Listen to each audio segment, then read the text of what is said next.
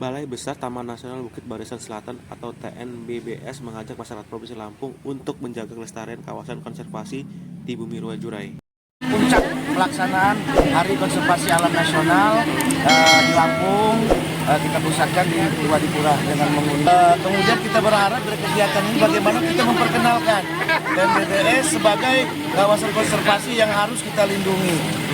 Satwa-satwa termasuk satwa kunci harimau, badak, dan gajah yang harus kita lestarikan.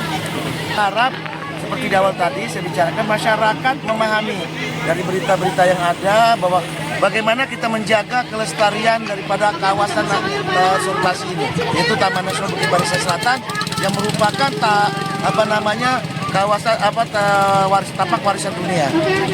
Ini kita selain berbagi bibit, kemudian kita juga mengadakan senam bersama, termasuk kita mengadakan kuis yang dilaksanakan oleh kawan-kawan dari WCS pada anak-anak sebagai edukasi, tetapi merupakan permainan termasuk mewarnai gambar dan mewarnai muka, face paint, jadi berupa pewarnaan bentuk harimau.